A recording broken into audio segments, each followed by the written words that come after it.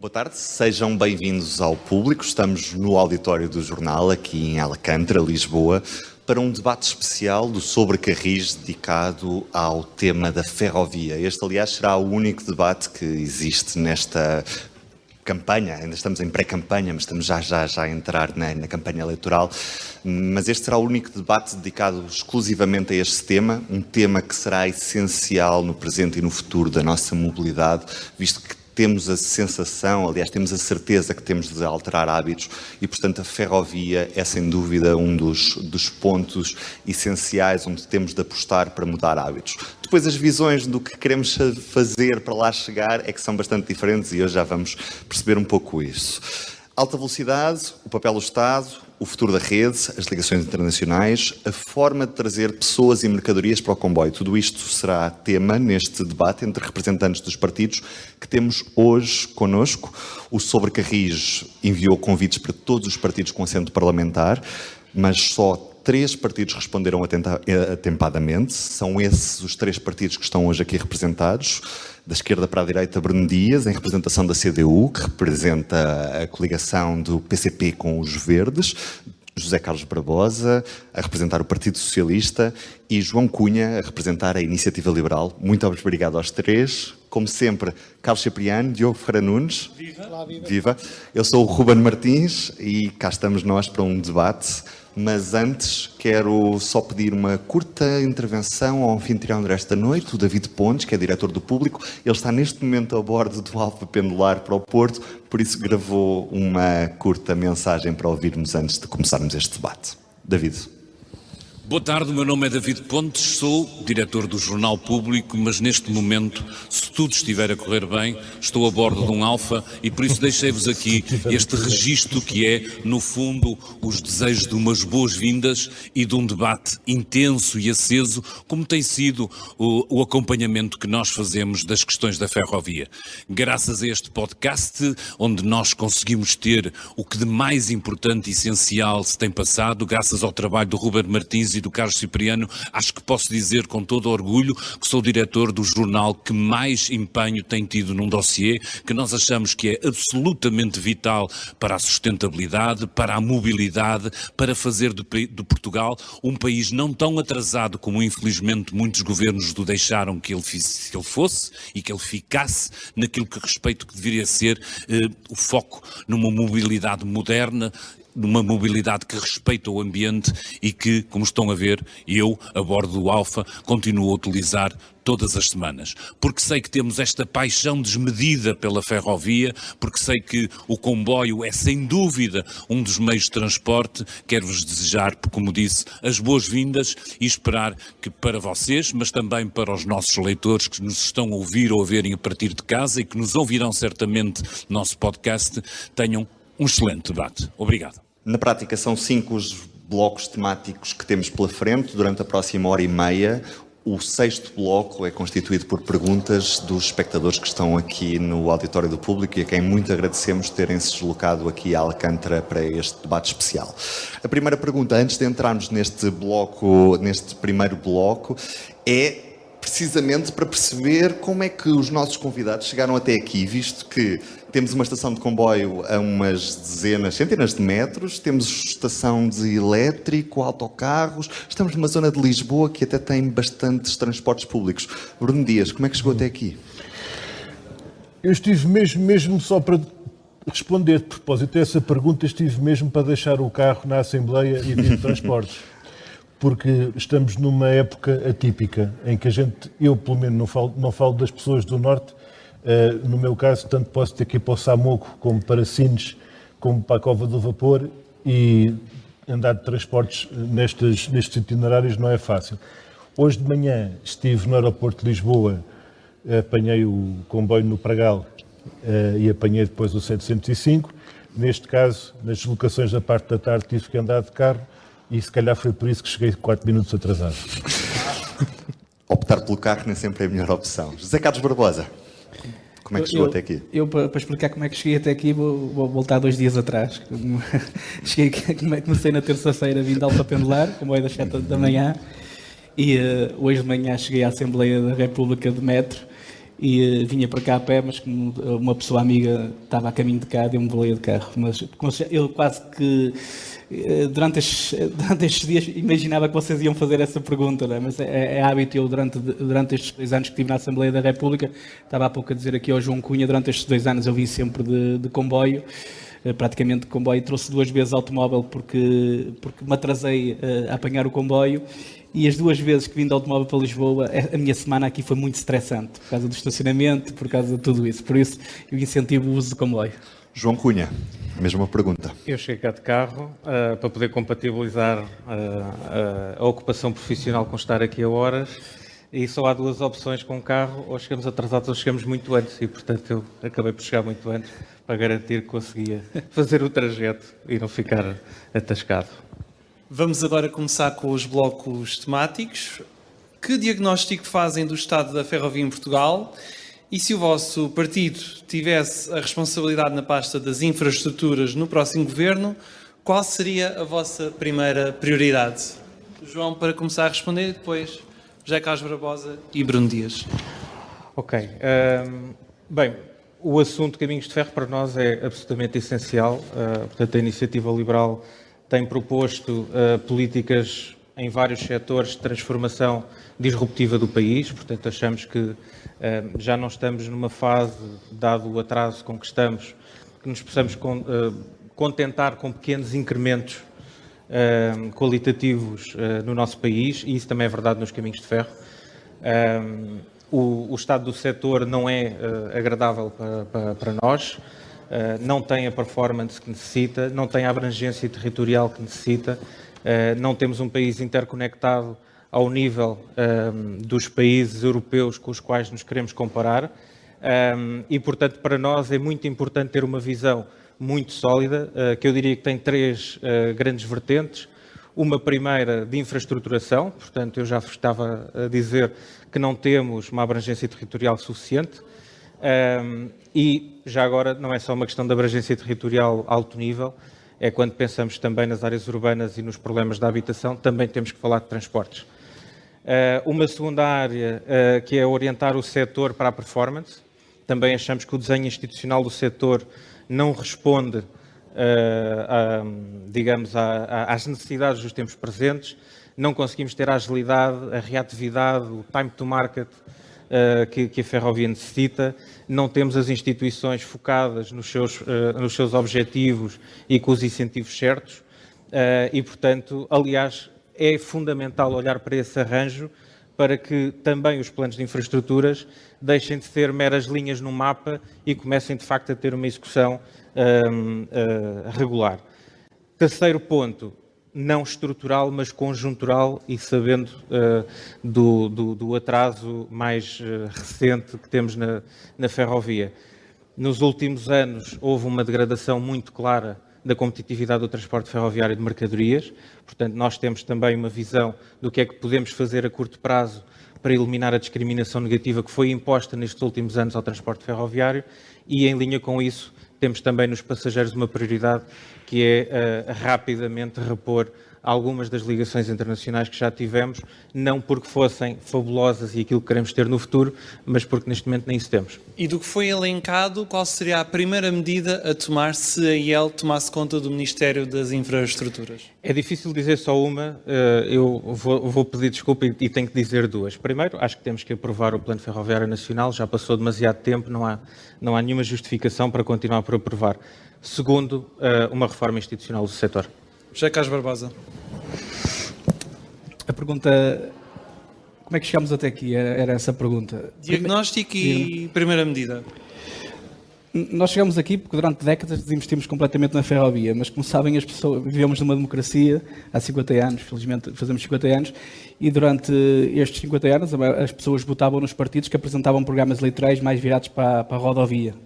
E esses partidos iam ganhando. O meu partido também tem alguma culpa, mas o programa eleitoral do meu partido era apresentado às pessoas e o meu partido foi ganho eleições sucessivamente. Mas felizmente eu acho que a partir de 2016, mais até em 2019, todos percebemos que devíamos aumentar o investimento na ferrovia, até porque temos uma enorme pressão sobre a mobilidade nas cidades e a única forma de resolvermos os problemas da mobilidade nas cidades não é com carros elétricos,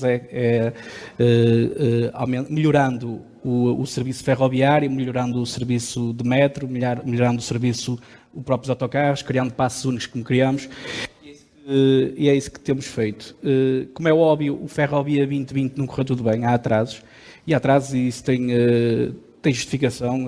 Quando chegamos ao governo em 2015, 2016, havia um plano, mas o plano não passava de papel. Isto foi até dito num podcast, não havia projetos e foi preciso fazer esses projetos, foi preciso lançar obras. E também há uma coisa que está a acontecer agora com a habitação, que é a falta de capacidade de construção rápida, porque perdemos mão de obra, perdemos centenas de pessoas que trabalhavam nessas áreas da construção e também perdemos algumas empresas que construíam ferrovia. São áreas muito específicas e depois nós destruirmos tudo e voltar a construir é muito mais difícil. A mesma coisa na oficina, nas oficinas nós perdemos cerca de 500 trabalhadores em 3, 4 anos e depois o que aconteceu em 2017, 2018 é que nós tínhamos centenas de comboios parados à porta da oficina por falta de capacidade para fazer a manutenção e estavam lá parados. Eu não sei se recordam quando nós implementámos o plano de recuperação de material circulante, que garantiu que nós em pouco mais de 4 anos tenhamos injetado na rede mais 24% de comboios. E quando estamos a falar em 4, 5 anos, estamos a falar, durante estes 5 anos houve 2 anos de Covid, em que muitas das pessoas ficaram em casa em teletrabalho. Por isso a recuperação foi determinante. Isso fez com que, se nós compararmos os valores de 2015 e 2023 de passageiros transportados, nós aumentamos cerca de 58% a percentagem de... Eu já vou terminar. A percentagem de passageiros transportados, ou seja, um aumento bastante elevado de passageiros. Eu diria que nós temos de definir como 2 grandes prioridades para a ferrovia. Uma delas é construir finalmente uma linha de alta velocidade e a segunda é aprovar o Plano Nacional Ferroviário. Essas são as principais prioridades. Depois, mais à frente, podemos falar mais sobre o Plano Ferroviário Nacional. Eu começo já pela questão das prioridades, ou da prioridade. Sim, idealmente a prioridade, a primeira medida. Então, eu posso ter a resposta curta e engraçada e a resposta séria que demora um bocadinho mais. A resposta curta e engraçada é: se nós tivermos a pasta das infraestruturas, a prioridade é tomar a das finanças também. Depois de nós termos estudado das finanças, já podemos começar a tratar disto de outra maneira. Ou seja, nós temos claramente uma restrição do ponto de vista da gestão operacional. O meu camarada Paulo Raimundo esteve no outro dia nas oficinas do entroncamento, estava lá com o diretor e então estavam a ver o trabalho que estavam a fazer num comboio, acho que era numa carruagem, estavam à espera de orientação da tutela que desse autorização para comprar os tecidos, para ferrar os bancos. É nisto que a gente está, é assim que a gente chegou aqui. Mas é que ainda não saímos disto. O que é que isto significa? Precisamos de... A primeira prioridade do ponto de vista institucional poderá ser reunificar a ferrovia e dar à ferrovia autonomia de gestão e capacidade estratégica, coisa que hoje não tem. Naturalmente ou seja, a gente podia agora falar do plano ferroviário, mas depois íamos ficar na mesma. Se não houver uma orientação política, já nem digo estratégica, já digo de nível político, relativamente à capacidade de gestão e à autonomia da própria gestão ao nível empresarial, a capacidade de decidir e avançar com a concretização das medidas, desde a compra dos tecidos para o diabo dos bancos do comboio que estavam à espera para lá nas oficinas, até à contratação de pessoal que tanta falta faz. Contratação de pessoal em todas as áreas. Entretanto, esta questão de como é que chegámos aqui, há um caminho que vem de longe. Eu acho que não é de 74. Eu acho que a TSCP tem uma coisa errada que faz a avaliação de 74 para a frente. Eu acho que é 85. É nos anos 80 que se começa a encerrar ferrovia. É em 80 que começa a quebrar-se o investimento e é em 85 para a frente que começam a encerrar as linhas. Sendo que já havia planos no tempo do Bloco Central. É bom não esquecer isso. Exatamente. Portanto, é do centrão que vem o arranque para este tipo de decisões negativas. Que eu saiba, posso estar enganado, mas é em 2016, já na fase de derrota da direita, no novo quadro da vida política nacional, que foi possível reabrir uma linha que tinha sido encerrada e foi reaberta com a luta das populações, que é a linha do leste, que foi, digamos, um contraciclo que devia ter seguido. Neste quadro há proclamações, há declarações de intenção, são todas muito boas, falta concretizar e falta criar as condições para que se passe à prática, porque senão depois é como diz o outro, é tudo boa gente, o meu guarda-chuva é que desapareceu.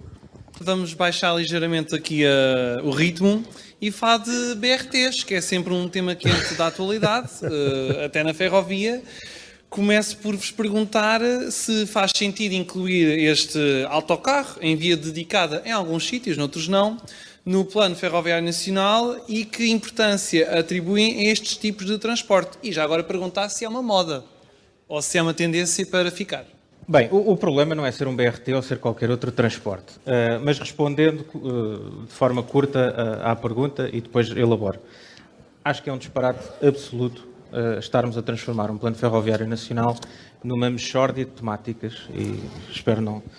os temas dos direitos de autor andam na espuma dos dias, espero não ter problemas com isto. Acho que é obviamente um absurdo. Acho que isto começa por um grande caos institucional e orgânico que o Partido Socialista trouxe para a organização dos ministérios. Nós temos a mobilidade dividida entre 2 ministérios, um deles claramente com mais acesso ao Primeiro-Ministro durante 9 anos e um outro, o que tem a ferrovia pesada, um bocadinho mais a mendigar. E, portanto, com 2 ministérios a competirem, houve um que tomou a dianteira e trouxe esses conceitos. Qual é que é o problema? O BRT tem utilização em Portugal.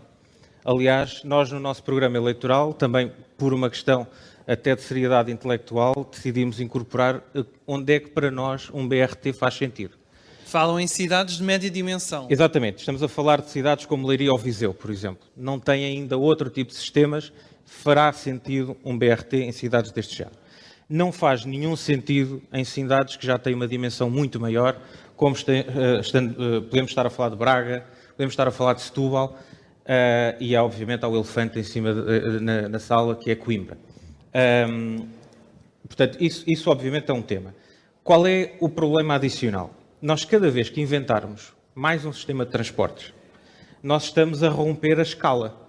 E uma das grandes vantagens dos sistemas de transporte público é que, à medida que vão crescendo e a rede se vai densificando, nós obtemos ganhos de escala. Eu fiquei particularmente chocado por o Partido Socialista propor, por exemplo, o BRT entre Braga e Guimarães.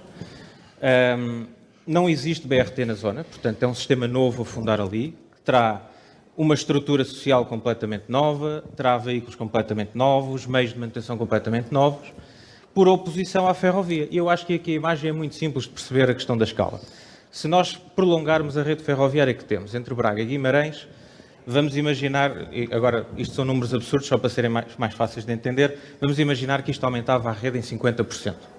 Eu, se calhar, com mais 10% de veículos e de pessoal, cubro esses mais 50%, porque estou a ganhar escala. Se eu fizer o mesmo aumento de 50%, mas com um meio de transporte diferente, eu, na realidade, não preciso de injetar 10% de pessoal e de material. Eu, se calhar, preciso de injetar 60% ou 70%. Isto é um absoluto absurdo e, portanto, a Iniciativa Liberal está absolutamente contra este tipo de apostas, desta forma. Passamos da economia de escala da IEL para o PS, José Carlos Barbosa. Se calhar o que eu vou dizer, nem toda a gente tem o mesmo pensamento dentro do PS. Eu tenho sérias dúvidas em relação aos BRTs. Eu acho que os BRTs podem ser complementares onde terão de ser complementares, em algumas cidades pequenas, em algumas ligações pequenas. Eu acho que onde nós podemos investir na ferrovia, devemos investir. O João Cunha falou muito bem da ligação Guimarães-Braga. Eu tenho debatido também dentro do PS sobre essa ligação. Eu acho que essa ligação devia ser ferroviária. O que dizem é que tecnicamente é difícil por causa das cidades e por causa do investimento em causa. É sempre assim.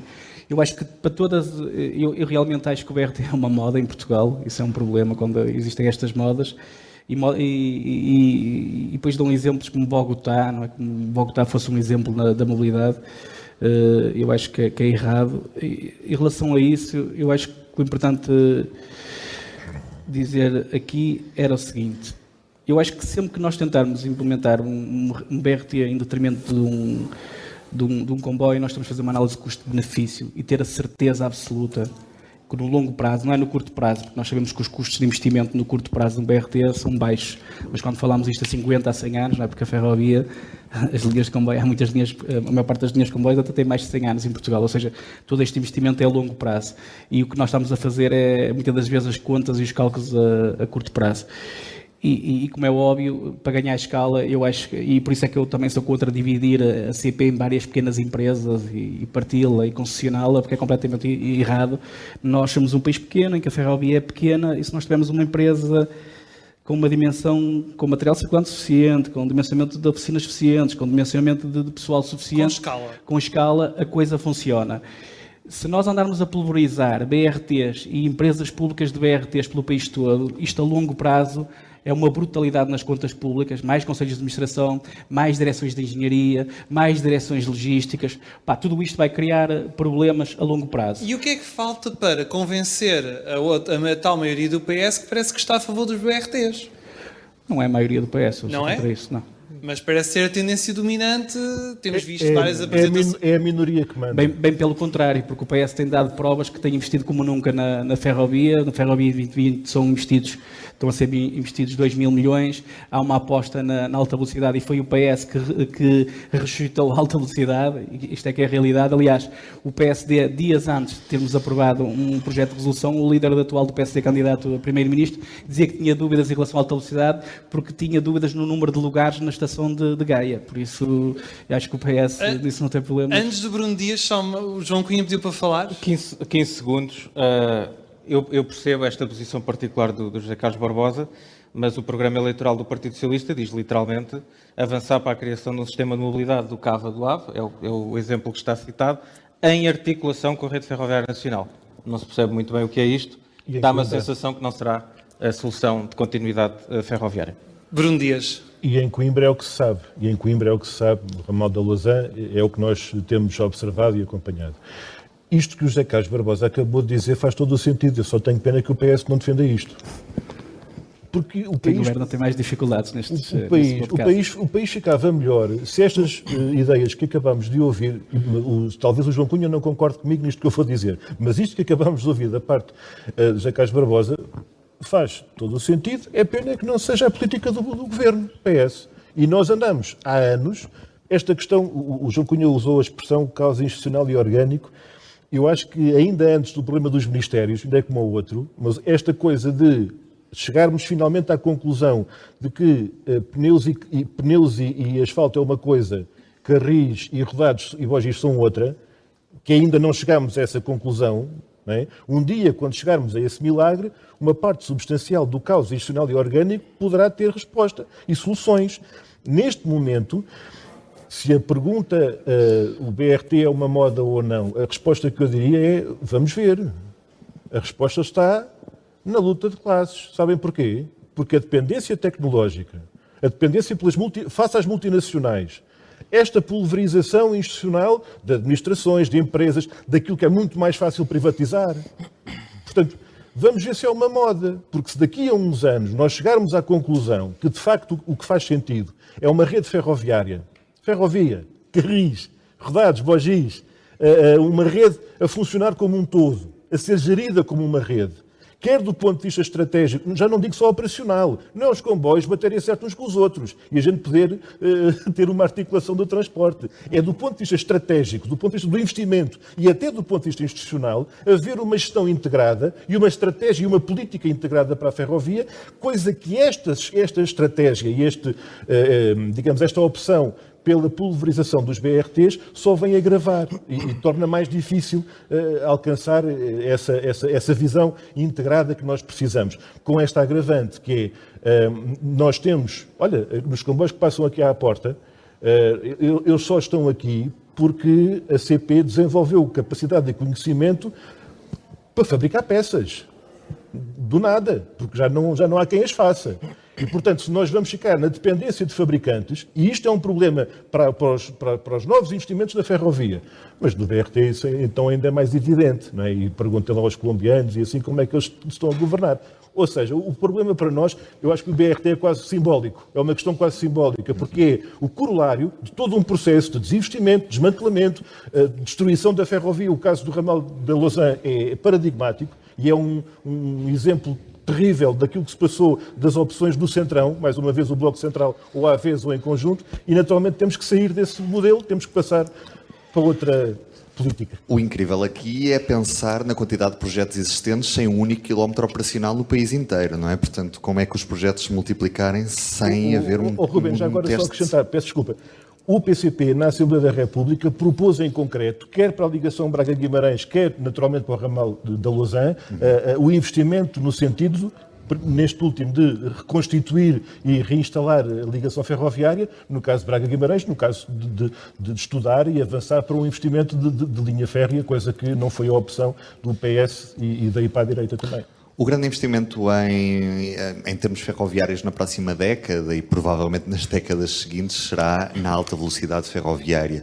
É para aí que o país aponta, é para aí que este último governo quis também ficar conhecido. João Cunha, o projeto de alta velocidade de Lisboa-Porto-Vigo é para ficar como está, se a IEL tiver responsabilidades nesta pasta? Sim, é. O partido tem estado inequivocamente ao lado do projeto. Também achamos que a configuração atual é substancialmente mais benéfica do que a anterior, 2009, salvo erro.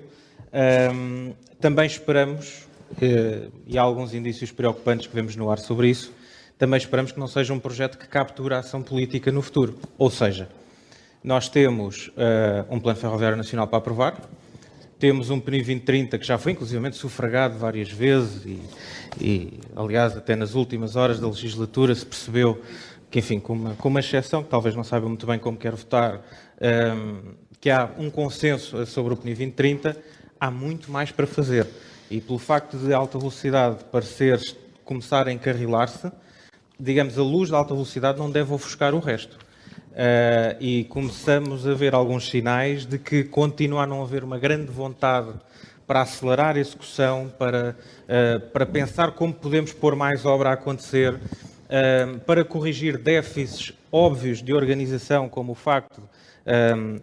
enfim, eu fico um bocadinho estarrecido e nós, genericamente, lutando contra a burocracia, não podíamos deixar de o referir. Eu fico, sinceramente, estarrecido por ver como os próprios governantes do Partido Socialista tomam como uma verdade absoluta e imutável o facto de até o mais pequeno dos projetos ferroviários, como, por exemplo, os 2 km de expansão da linha de Leixões para o Porto do Porto, poderem ter um time to market de 7, 8 anos.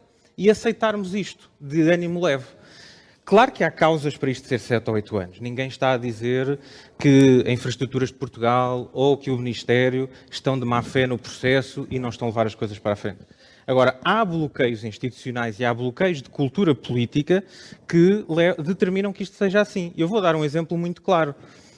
Apresentamos o PNI 2030, cerca de 10 mil milhões em ferrovia. Não é tudo infraestrutura, a infraestrutura que, salvo erro, à volta de 8 mil milhões, mas 10 mil milhões de euros de Plano Nacional de Investimentos para a ferrovia.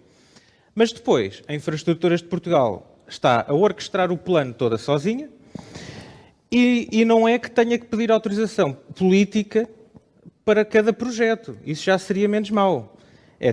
Tem que orquestrar cada subprocesso do projeto para obter, primeiro, a cabimentação orçamental para fazer o estudo prévio. E depois vamos para o estudo prévio e vamos à análise ambiental, etc. Depois, cabimentação orçamental para fazer o projeto de execução. Depois, cabimentação orçamental para lançar a obra. Não consigo entender, e acho que ainda não houve ninguém que o conseguisse explicar, qual é o racional de não se fazer uma cabimentação orçamental plurianual e de programa, não de projeto, nem sequer de processo, para efetivamente levar as coisas para a frente. Minha desconfiança. Há uma distância grande entre aquilo que é a propaganda política e aquilo que é a efetiva vontade de executar.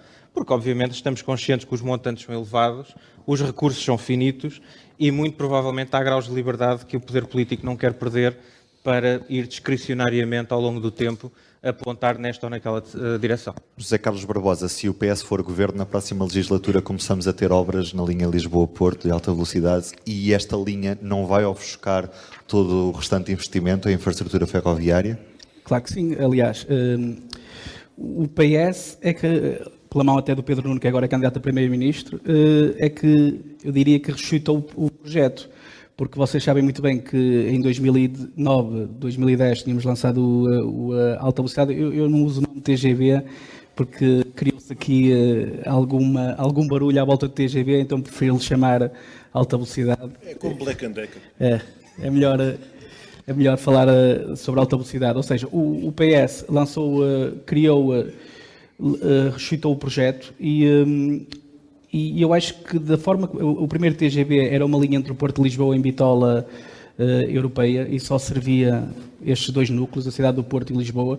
O PS teve capacidade para transformar isso em bitola ibérica.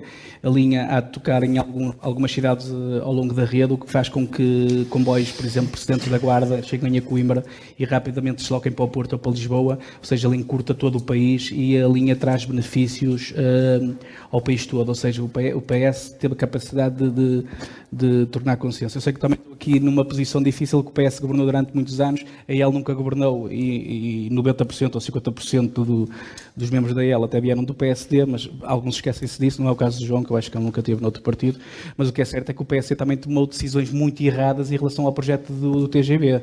Ele não está cá para se defender, mas nós, se percebermos, por exemplo, um dos motivos que umas declarações de Passos Coelho que dizia que se houvesse alta velocidade era em mercadorias e era para ligar a Madrid. Pronto, ou seja, ele também estava mal informado. Ele queria fazer uma linha de alta velocidade de mercadorias para ligar a Madrid. E batou o projeto do TGV no Porto de Lisboa, quando nós sabemos que o Porto de Lisboa irá competir a nível de passageiros. Fala-se em 15 milhões de passageiros. Eu estive a analisar os dados de Madrid e Barcelona. Neste momento transporta 10 milhões de passageiros. Ou seja, estão números muito parecidos com aquilo que será o projeto, o número de passageiros obtidos entre Madrid e Barcelona será muito idêntico ao de Porto de Lisboa. Mas deixem-me só dizer uma coisa. Nós também nós criámos eu compreendo o que o João Cunha diz em relação, e o que o Pedro e o que o Bruno diz em relação às dificuldades que as empresas públicas têm de não ter autonomia de gestão, não é? Mas se pensarem bem, pela primeira vez que a CP assina pela primeira vez na sua história um contrato de obrigações de serviço público em 2019. Esta é que é a realidade, que dá alguma autonomia, ou seja, a CP começa a receber pela primeira vez um serviço, receber um montante pelo serviço que fazia. A CP só este ano é que paga a sua dívida histórica. A CP está dentro do perímetro orçamental do Estado, ou seja, quando tirarmos este fardo todo à CP, e é o que temos vindo a fazer nos últimos anos. Eu compreendo as críticas, ela ainda dizia recentemente no Parlamento que a linha do Algarve era um caos de supressões, por falta de maquinista e falta de material circulante. Eu fui fazer as contas, aquilo dava 1% num ano todo. Pronto, claro que quem está do lado de fora e quem só está a criticar e a apontar os defeitos é muito mais fácil. Mas para um passageiro, um comboio suprimido claro, é sempre um comboio suprimido. Tens toda a razão. E se fosse para a mesma hora? Tens toda a razão. Agora, quando eram centenas ou milhares, ou centenas e dezenas de comboios suprimidos todos os dias por falta de material circulante, também havia este problema e nós conseguimos resolver esse problema. Claro que, infelizmente, em Portugal, os nossos espaços são muito pequenos e aquilo que ele também dizia em relação ao metro, está separado os ministérios do metro e da ECP, eu acho que o caminho devemos ter um ministério que trata só da mobilidade e olha para o planeamento estratégico dos transportes como um todo. A mesma coisa que devemos fazer é, de uma vez por todas, a CP sair do perímetro orçamental do Estado e dar garantias de autonomia para a CP poder contratar as pessoas que quer, dar garantias para a CP ir à banca financiar-se para a compra dos comboios novos, comboios de alta velocidade, porque há aqui uma ideia errada e muitas vezes a EL faz-nos querer isso, que se entrarem os privados vão resolver todos os problemas do país e resolver o problema da alta velocidade. Eu trouxe-vos um mapa, que é um mapa engraçado, dá para ver. Isto seria a visão da Espanha se só existissem empresas privadas de transporte de mercadorias. Ou seja, a Espanha existia desde Portanto, Madrid... Temos a Renfe a chegar a todo o território, praticamente, não é? Portanto, se tem de cumprir as obrigações de serviço público e chega mesmo a linhas deficitárias, ao norte, ao sul, ao levante, a todas as regiões. Os privados operam nas linhas de onde dão lucro, onde tem passageiros, não é óbvio. Para Barcelona, Valência e para Casais. João, querias... Sim, eu acho que há aqui, obviamente, uma simplificação da realidade que não corresponde minimamente não tem adesão com a realidade. A Renfe chega a todo o território porque tem uma obrigação de serviço público contratualizada que tem a obrigação de lá chegar. O que podemos comparar na Renfe é a sua rede AVO, que lançou em moldes análogos, nomeadamente à Ouigo francesa, e não me consta que o AVO chegue a toda... Chega a Vigo. Não chega a Vigo. Não Os chega comboios de alta ainda, velocidade não. chegam Não chega ao a Vigo. Ávila, mas chegam os Não comboios de chega a avião de alta velocidade. Só para estão dizer fora outra do coisa, eu depois gostava de ter um bocadinho mais de tempo para falar sobre a questão institucional do setor. O único determinante não é a questão da privatização e aquilo que o José Carlos Barbosa disse relativamente à autonomia de gestão. Acho que era interessante depois desenvolver como é que isto realmente se consegue fazer sem uma alteração da empresa. Teremos espaço para isso. Bruno, o PCP é contra o modelo de PPP também na ferrovia. Como é que seria para o PCP financiar esta ligação de alta velocidade? Como é que funcionaria?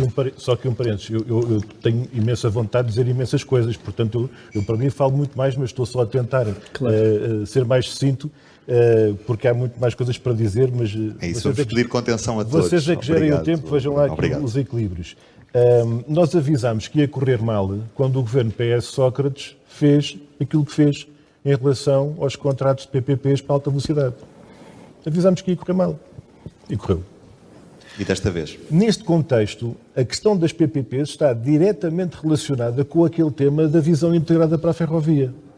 Não apenas do ponto de vista estratégico e dos projetos, mas da própria gestão. Ou seja, nós precisamos de ter uma empresa pública nacional ferroviária, una, e com, desculpem a expressão, com músculo, com capacidade técnica, para não ficar tecnicamente dependente, como está hoje a acontecer, com os serviços, os concursos públicos e os contratos a recorrerem da forma como estão a correr e que o público tantas vezes tem noticiado, quer na linha do Douro, quer na linha do Norte, até no Oeste, tudo aquilo que tem vindo a acontecer, simplificando as razões. Porquê? Porque a IP não tem a capacidade, ou se calhar até já neste momento a opção e a vocação para assumir a gestão deste tipo de empreendimentos.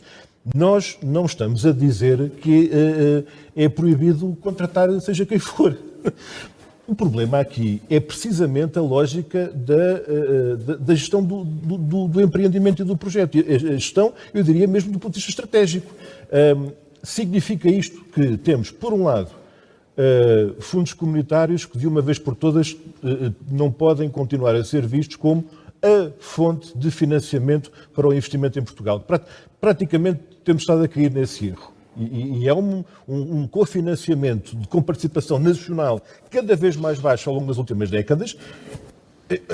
É o que é, não há milagres, e as coisas têm que ter uma inversão também do ponto de vista da estratégia política em termos do investimento, mas também do ponto de vista da própria opção relativamente à inserção dos projetos do território.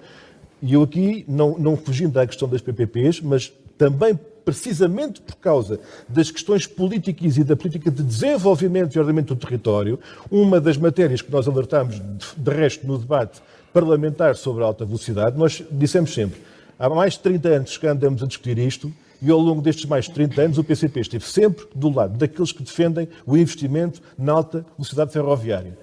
Com esta ressalva, a ferrovia tem de ser gerida como um todo. Não há grandes rios que não tenham afluentes. E não há grandes linhas que não tenham ligação à rede ferroviária de uma forma integrada.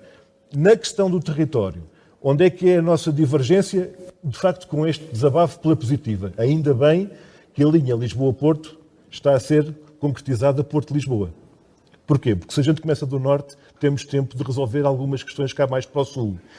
Resolver algumas questões cá mais para o Sul, estou a falar precisamente a questão do aeroporto e da terceira travessia, ou seja, do carregado para sul, digamos assim, na zona daquilo que nós consideramos que é fundamental, é uma questão crítica, equacionarmos do ponto de vista da interação e da gestão integrada dos investimentos.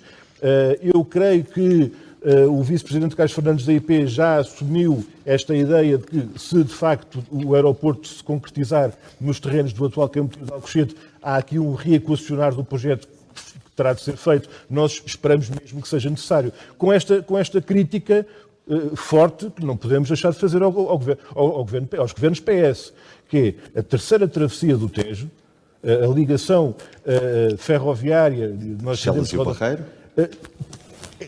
Com este equacionar da inserção no território, chega-se à conclusão que seria estratégica não apenas para ligar ao sul do país e eventualmente a Madrid, mas também para o norte, porque há um conjunto de intervenções, nomeadamente na zona de Vila Franca de Xira, nomeadamente na zona de Alverca e todo aquele concelho com uma inserção na malha urbana que pode ser potencialmente desastrosa, que nós dizemos que não é preciso ir para aí se colocarmos Portanto, na o PCP saída. é contra a quadriplicação em Vila Franca de Xira. Nós dizemos que essa questão deve ser seriamente reavaliada e colocamos essa questão no Parlamento.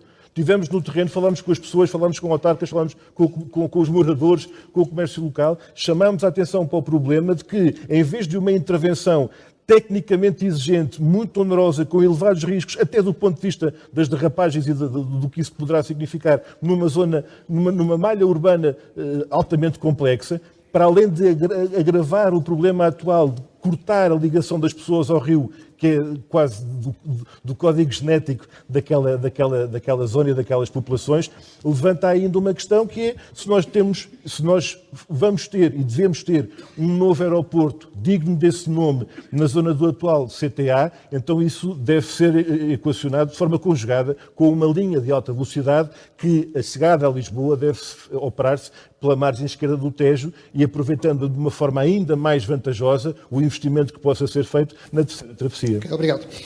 Vamos agora passar para outro bloco. Eu penso que estaremos todos de acordo em referir que até ao momento há um relativo consenso nas intervenções, tirando uma outra pequena divergência, mas chegou à altura de facto de pôr em cima da mesa um tema que é claramente, que vai provocar divergências claramente nos nossos convidados, que é sobre o papel do Estado na ferrovia. A Iniciativa Liberal diz que o Estado não acrescenta valor na operação ferroviária. Quer isto dizer que a CP não tem valor? Deveria ser privatizada? É uma pergunta que eu faço ao João Cunha, obviamente, mas também ao José Carlos e ao Bruno Dias. E já agora aproveito também para perguntar qual é a vossa visão sobre a Fertagos. A Fertagos pode ser resgatada e passar a integrar, por exemplo, a CP? Deve-se prorrogar para o atual concessionário ou é a altura de fazer-se um novo concurso e chamar para vir a jogo novos operadores? Muito bem. Nós, quando dizemos que o Estado não tem valor na operação ferroviária, é basicamente por aquele conceito de que o Estado só por si não traz mais valor do que qualquer outra entidade que possa intervir no setor. Estamos a falar da operação de transportes, não estamos a falar das Forças Armadas e, portanto, por si só, o Estado não faz melhor ou também não faz pior, já agora. Não temos complexos nesse aspecto. Mas isso é relevante, não faz melhor, mas também não faz pior. Não temos complexos nesse aspecto. A nossa preocupação é termos um desenho institucional com os incentivos certos. A CP tem que estar focada em operação, independentemente da sua titularidade. Ou seja, nós quando estamos a falar ser público ou privado, basicamente estamos interessados em saber quem é que tem a titularidade do capital social. Porque não há ninguém na CP que seja pública. As pessoas são todas privadas, estão a exercer um trabalho por uma remuneração de que precisam para viver. E, portanto, quando começamos nesse tipo de abstrações, tipicamente retiramos poucas coisas. Agora, se olharmos para o lado do custo de oportunidade e se começarmos a perceber, ok, um Estado com recursos limitados, se precisar de acorrer a uma CP outra vez, é essa a prioridade? Aí também dizemos já claramente que não, como dissemos na TAP. Ou seja, uma empresa de operação de transportes não é rocket science. O mercado, aliás, existe um mercado de operações de transporte. Relativamente à Fertagos, nós somos a favor de que, obviamente, deve ser posta a concurso a concessão e, após isso, ganhe o melhor. Devemos tentar atrair o máximo de empresas para esses processos. O setor em Portugal precisa de mais capital, precisa de mais empresas interessadas, precisa de mais inovação. Faz-me alguma confusão que o Partido Socialista ande de prorrogação por ajuste direto em prorrogação por ajuste direto. A legislação europeia obriga à licitação em mercado das concessões de serviço público, aplicável também à CP, portanto a CP não vai ser uma exceção a partir de 2030 e, portanto, obviamente tem que ir a mercado. Respondendo de forma pragmática, não vai acontecer claramente em 2024, porque se nada está preparado, obviamente, vamos para mais uma prorrogação por ajuste direto. Obrigado. José Carlos Barbosa. Eu acho que a ferrovia é uma questão de Estado, não é uma questão de negócio. Isso é importantíssimo. Acho que a ferrovia é uma questão de Estado. E acho que o Estado tem um papel determinante na ferrovia e acho que a CP deve continuar a ser pública. Aliás, quase todos os exemplos europeus que nós conhecemos é que os Estados e os Estados que mais investem em ferrovia querem continuar a ter a sua companhia de caminho de ferro pública porque ela é estratégica para o país e a saúde é importantíssima para o país, a educação é importantíssima para o país, a mobilidade é muito importante e a habitação é muito importante. Nós, durante décadas, achámos que o privado resolvia o problema da habitação e nunca fizemos habitação pública. Chegámos a 2024 e temos um problema grave com a habitação em Portugal, porque nós não temos habitação pública ao nível de outros países, até países mais liberais que têm 30% da habitação pública. Depois de dizer o seguinte, nós continuamos a criar a ideia que a CP, ideia errada, que a CP é uma péssima empresa e que não faz o seu trabalho. A CP tem comboios, média de comboios 40 e tal anos, ou seja, a CP opera numa situação muito difícil, com comboios muito antigos, mas falo bem, apesar de tudo, falo bem. Os nossos congéneres europeus, muitas vezes em reuniões, perguntam-nos como é que nós fazemos tanto com tão pouco. Eu dou um exemplo, claro que isto não tem o rigor necessário, mas para terem uma ideia. Estive a analisar o contrato de obrigações de serviço público de quanto é que recebe a Renfe. Recebe 1,8 mil milhões por ano. A CP recebe 98,5 milhões. Ou seja, 17, 18 vezes mais que recebe a Renfe. Estive a ver os passageiros transportados da Renfe e os passageiros transportados da CP. A Renfe transporta 505 milhões, a CP transporta 177 milhões. Ou seja, a CP só transporta 3 vezes menos. Ou seja, eu cada vez tenho mais a certeza, se nós tivéssemos mais capacidade à CP nas áreas das oficinas, na capacidade de operação, se investíssemos, aliás, se o contrato de serviço público fosse um bolo maior, a CP conseguia fazer muito mais. E depois os exemplos privados que eu tenho aqui em Portugal, por exemplo, exemplos na área da manutenção. Nós queremos comprar, por exemplo, nós temos um ACE nas 5600, na manutenção das 5600.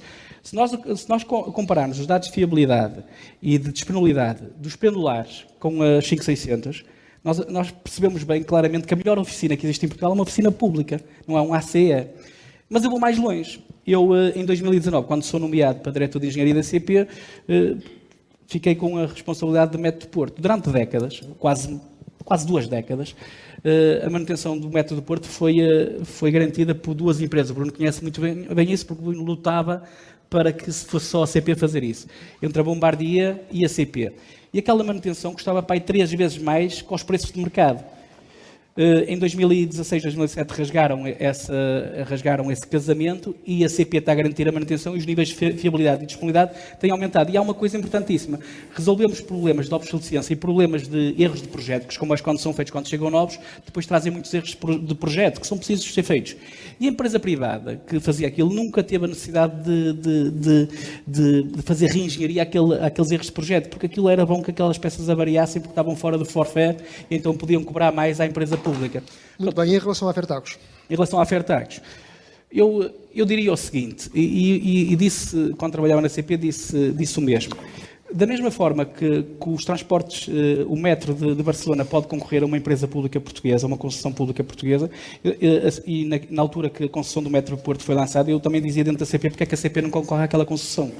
E a Liga de Fertagos, se a CP tiver disponibilidade para concorrer, é dar-lhe autonomia para ela conseguir concorrer a essa, e depois quem ganha o concurso, de acordo com as regras em vigor, possa concorrer, a empresa pública poder concorrer a essa concessão. Acho que isso também pode ser pensado. Obrigado. Bruno Dias. Isto das concessões é tudo muito bonito, desde que depois, no fim, é como o futebol, depois são 11 contra 11 e quem ganha é a Alemanha. Depois há os tratados de Tordesilhas em que os índios somos nós, já me esquecia dessa parte. O problema é quando nós temos um contrato de gestão que existe, mas a autonomia de gestão para contratar pessoal não existe.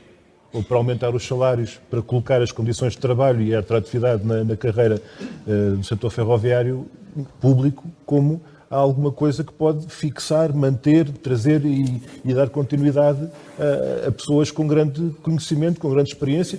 E houve uma altura, naquele extrator final da EMF, felizmente foi reintegrada na CP, como nós tantos anos a fio exigíamos e defendíamos. Já agora pelas mãos do Pedro Nuno.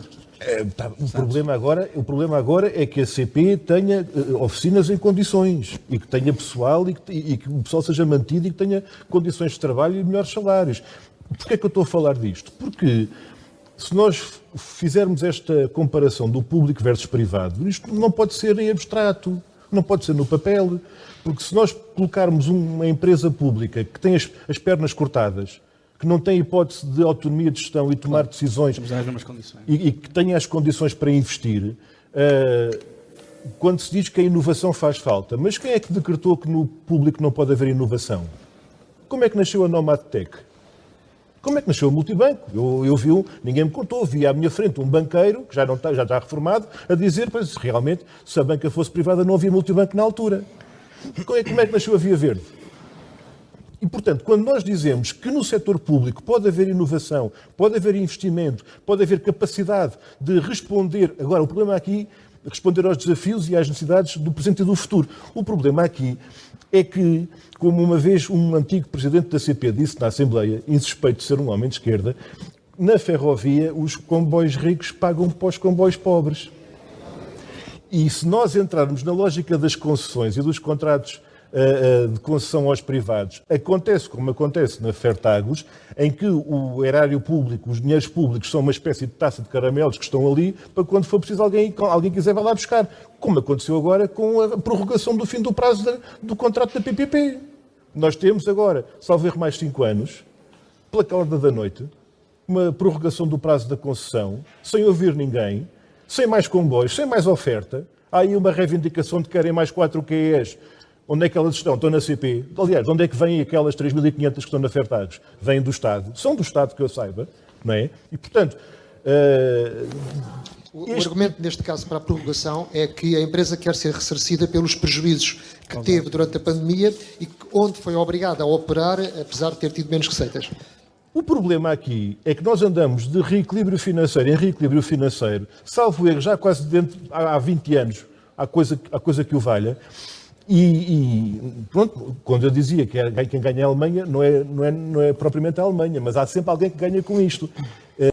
Isto para dizer o quê? Nós defendemos que o reforço da capacidade de oferta, a contratação de mais pessoal, a disponibilização de mais material circulante, isto passa desde logo por uma gestão integrada da própria frota. Ou seja, se a Fertagos fosse diluída na CP, ou na CP Lisboa, era possível operar na margem sul com a frota da CP? Sim, com uma condição de reforço da oferta e com uma condição de reforço pessoal, de investimento na frota, para que haja mais capacidade. Nomeadamente, já nem digo só para chegar ao Oriente, das praias do Sado ao Oriente, tanta falta faz nas duas pontas, e com reforço da oferta de transporte, porque mesmo hoje já não há aquela coisa das horas de ponta como havia antigamente. Isto hoje está muito diferente. Vocês veem os comboios sobrelotados, em horas altamente improváveis, com ligações de Lisboa-Setúbal de hora a hora. Isto não faz sentido. Obrigado. Para concluir aqui ainda o painel sobre o papel do Estado, falar na nossa originalidade portuguesa na parte institucional da ferrovia. Portugal foi um dos primeiros bons alunos da Europa quando se decidiu separar a roda do carril e, portanto, na altura, diligentemente criámos a REFER em 1997, salvo erro. Mas, passados uns anos, conseguimos ir ainda mais longe nessa separação da roda do carril e criámos a IP, juntando, digamos, o carril com o Alcatrão, portanto, juntando a REFER com as estradas de Portugal. Passagem de nível. Em 2015. A minha pergunta para os três era precisamente isto. As coisas estão bem como estão, é possível mudar? João Cunha? Bom, Carlos, permitam-me voltar um bocadinho atrás, até por isto ser um debate, e acho que há aqui alguns pontos, acho que há aqui grandes confusões a serem feitas, e eu gostava de deixar claro que a Iniciativa Liberal tem uma visão absolutamente límpida sobre como queremos organizar o setor e como queremos distribuir as responsabilidades. A rede ferroviária não é de Infraestruturas de Portugal.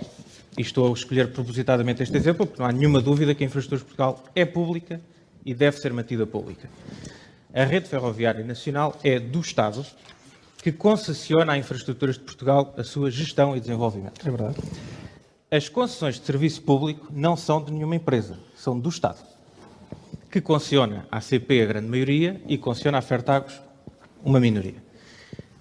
Aquilo que é absolutamente fundamental é perceber que tipo de concessões é que nós queremos. E indo ao tema da Fertagos, obviamente que é importante promover a concorrência e ir a mercado.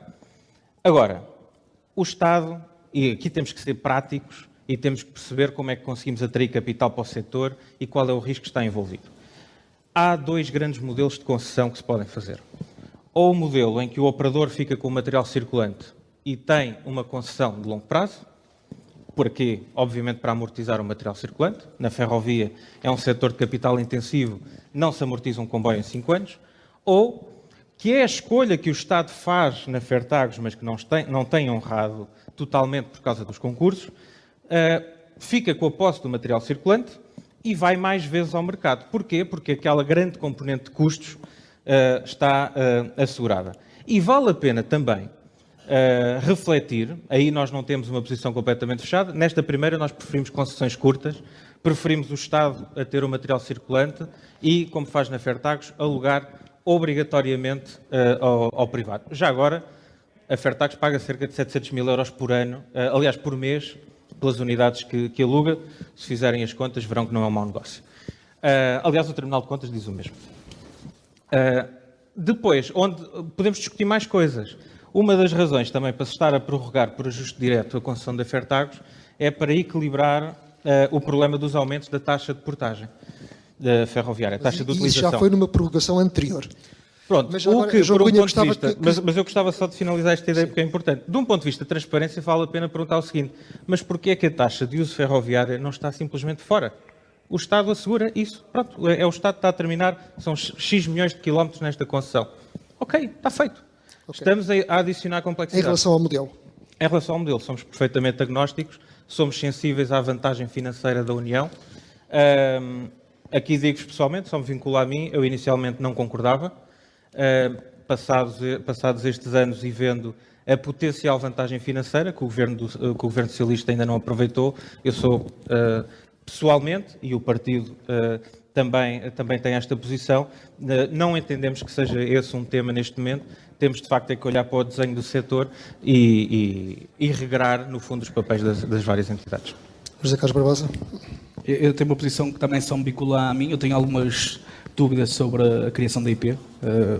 A fusão entre IP e Estradas de Portugal e Refer, ali deve haver ganhos nas partes de recursos humanos, nas partes financeiras, ou seja, há ali ganhos porque não há duplicação de funções, mas tudo o resto eu tenho sérias dúvidas em relação à cultura da engenharia de um lado e a engenharia do outro. Eu acho que a coisa não funciona bem e acho que devemos refletir sobre isso. Eu acho que nós devemos copiar uma espécie, isso também só me vincula a mim, e sei que há mais gente no PS a pensar assim, criar o estilo de uma holding ao modelo italiano, em que alguém te lidera, porque um dos problemas que temos atuais, e, por exemplo, a CP não concorda com qualquer coisa na IP, e avançamos para o tribunal, porque não há uma pessoa, quando era tudo CP, liderava o presidente e as coisas resolviam-se pela liderança. Aqui há culturas diferentes entre as duas empresas, a CP quer meter mais serviços, depois a IP pode condicionar, e isto não funciona, e o objetivo final é servir as pessoas. Eu acho que esse caminho tem de haver uma reflexão profunda sobre o modelo que foi criado. E essa reflexão profunda está a ser feita no seu partido? Ou sente-se sozinho? Não me sinto sozinho. Há um conjunto de pessoas que pensam ferrovia dentro do meu partido que acreditam que o modelo tem de evoluir se queremos melhorar e se queremos dar autonomia à CP e fazer mais em menos tempo e cumprir os prazos, que o modelo tem de ser repensado e eu acho que o caminho é repensar o modelo, porque já percebemos que o modelo atual não funciona, até porque eu próprio, quando era diretor de CP e quando tinha alguma divergência com a IP, percebia que há dificuldades em avançar, porque depois não há quem... Por exemplo, vou dar um exemplo. A estação de Vila Real de Santo António, a parte de cima está abandonada, porque a renda é muito alta, a renda que se quer cobrar à CP para ter a sala dos maquinistas. Então a CP prefere alugar aquilo a um privado a 50 metros. Isso não faz sentido. O Estado não tem capacidade para alugar ao Estado. E isto é uma crítica interna que faço, e o PS está a governar, mas nós temos de ter capacidade também, porque o João fala, mas a IEL nunca vai governar o país. E a IEL, se governar o país, para já vão perder as eleições, mas se governar o país, vai governar com o PSD, e o PSD não gosta de ferrovia. Não sei agora já parece de facto um debate político a sério. Bruno Dias, O PCP, obviamente, gostaria de retirar o carril do Alcatrão e aproximar da roda, fazer uma grande CP ou voltar à refer? É suprimir a passagem de nível, não é? Porque carril para um lado, Alcatrão para o outro. A quem se juntou a nós nesta altura, neste debate, eu queria só relembrar que está aqui o João Cunha pela IEL e o Zé Carlos Barbosa pelo PS, porque quem nos estiver a ouvir vai estranhar que tenha sido o João Cunha a defender as opções do Governo em relação a Fertagos e dizer que a IP neste momento não é um tema, e o Zé Carlos Barbosa, e muito bem, põe em causa precisamente essas opções, mas o Governo PS tem estado a fazer aquilo que o João Cunha até agora justificou e defendeu, mas os papéis depois invertem-se, porque no boletim de voto não são eles que lá estão, são outras coisas. Dito isto, eu queria só ler, são 3 linhas, portanto, para ficar mais claro, da parte do programa eleitoral do PCP em relação a estas legislativas, a proposta é absolutamente clara. Reconstruir uma CP una, pública, moderna e saneada financeiramente, que assegure a gestão das infraestruturas, do material circulante e a exploração de todos os serviços ferroviários, o que exige reverter a privatização da CP Carga e integrar a Fertagos no final da concessão, em 2024, isto foi escrito antes daquela novidade, e reverter a fusão da Refer na IP, acabar com as PPPs rodoviárias, eliminando...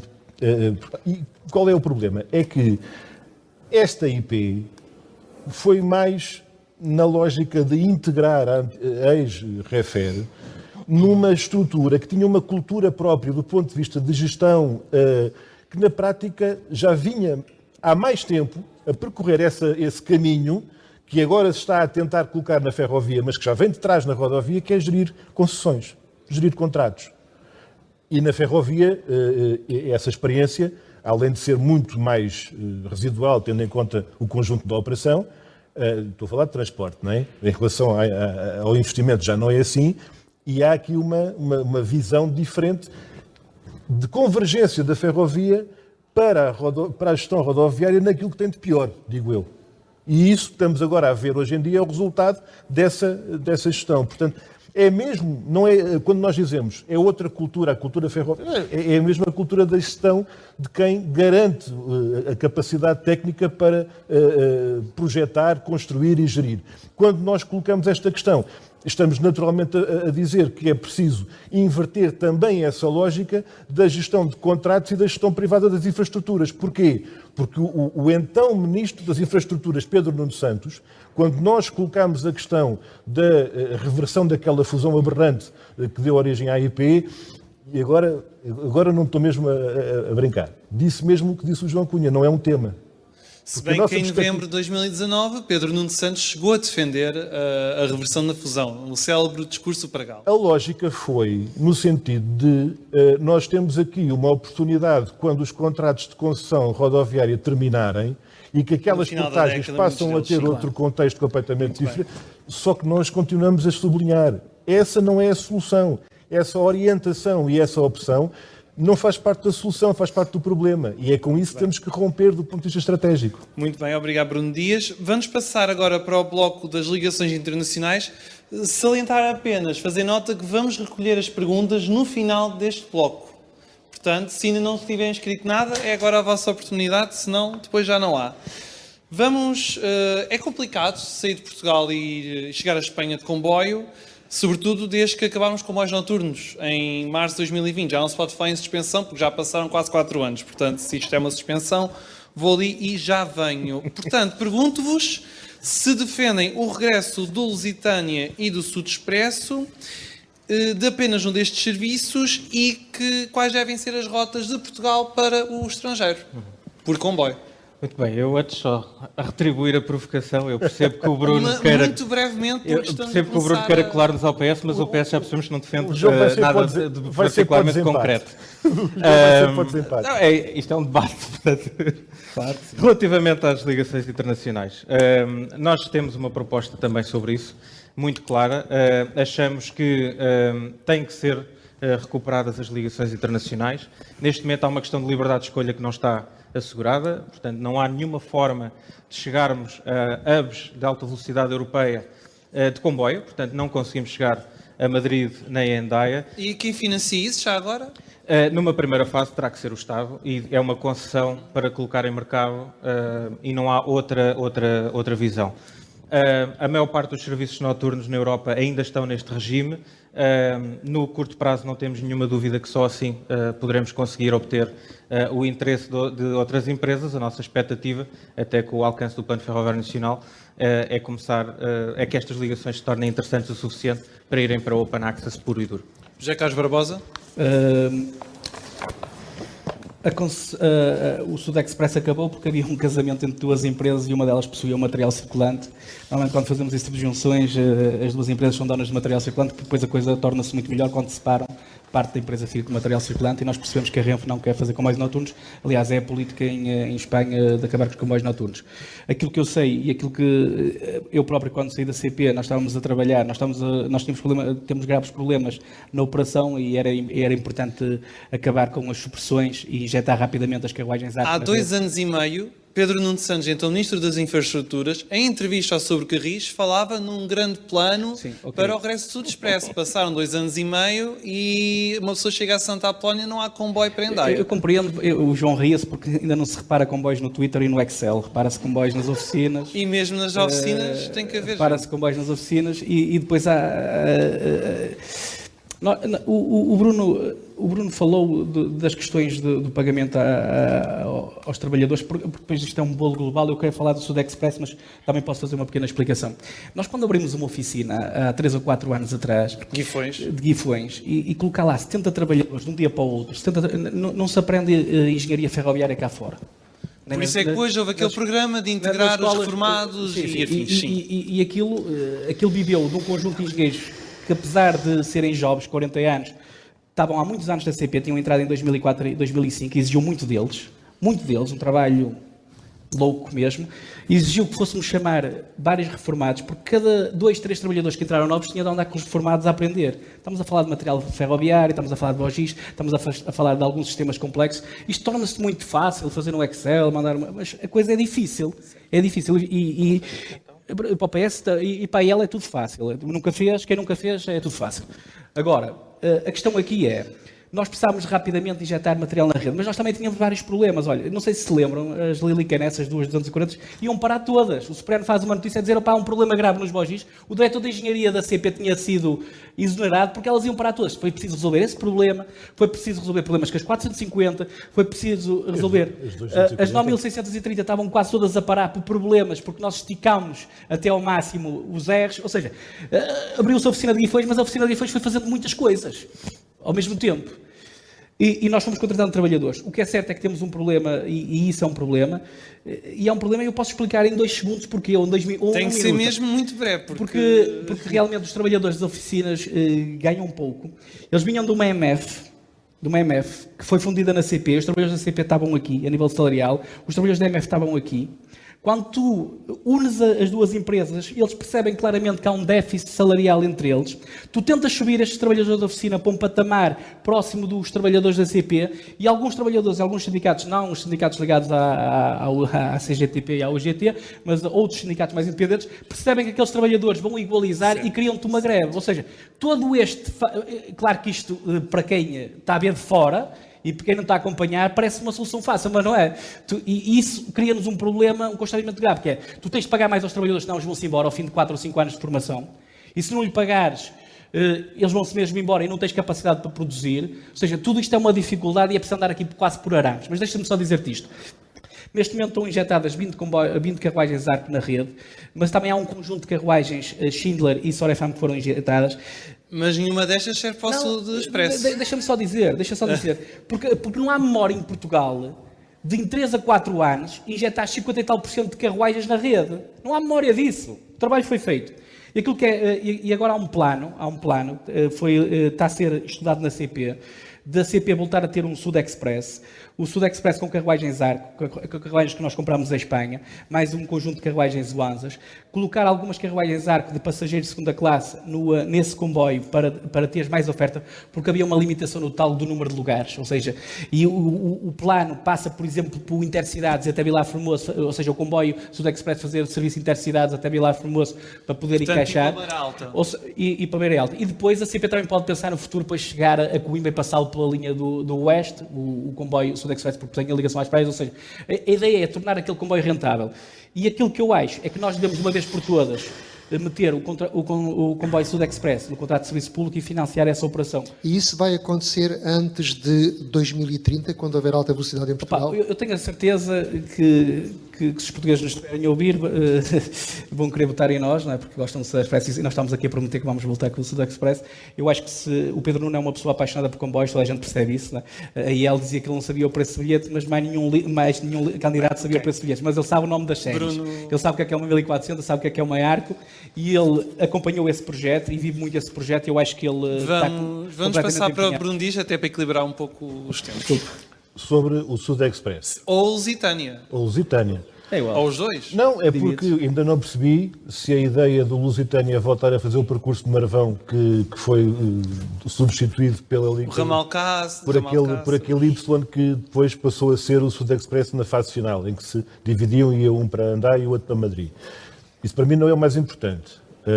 A questão é, quando nós colocámos o problema ao Governo, o ano passado na Assembleia da República, mais uma vez, a gente colocou por escrito, em várias reuniões da Comissão Parlamentar, o então Ministro João Galamba, colocada a questão pelo PCP, respondeu assim: depois do corredor, eu tomei nota para não me esquecer, depois do corredor norte, de acelerarmos o processo de alta velocidade, depois de termos bastantes comboios, então aí trataremos dos comboios noturnos.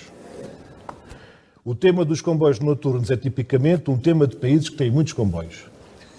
Fim de citação. Temos dificuldades. Nós ficámos preocupados com esta resposta. Não há uma alteração de orientações no que diz respeito ao contrato de gestão, por exemplo, que desde o princípio poderia ter tido logo aí uma resposta ao problema e não teve. Nós temos um problema na ferrovia, um dos problemas que temos na ferrovia é as ideias muito boas que depois não se concretizam. E a aquisição de material circulante, acho que já vamos para o segundo ou terceiro concurso. Esperemos que este corra bem. As carruagens Arco, andamos a ouvir falar nelas há muito tempo. Esperemos que corra bem. As carruagens Arco, de facto, se ponham a andar. Já estão 20. Do ponto de vista da oferta, há um comboio, há um serviço que foi extinto pelo governo PSD-CDS de Passos Coelho e que nunca mais foi reativado, apesar de termos proposto na Assembleia, ter sido aprovado por unanimidade da reativação, que é o serviço do Sul do Distrito de Setúbal, a ligação do Alentejo Litoral. Se há material circulante, então por que é que não se faz o serviço? O problema é que não há, pelos vistos, pelo menos essa é a resposta que nos dizem. Isto significa o quê? Reforçar a capacidade de investimento, passar à prática do ponto de vista das tais necessidades que estão identificadas e não é por falta de aviso, não é por falta de conhecimento. Eles sabem muito bem o que é que está a acontecer. O problema é mesmo a opção política relativamente ao desbloquear das decisões e do financiamento para essas medidas serem tomadas. E, portanto, quando a gente ouve falar neste tipo de medidas, que até não ficam muito diferentes daquelas que a gente tinha ouvido há 2 anos e meio, o problema é a concretização. Como dizia o O'Neill, não é? Pronto, ficou-se a fazer, mas ficou-se pelo dizer. Por falar em ideias, 1 minuto de resposta para cada um. Linha atrás dos montes, a começar por onde?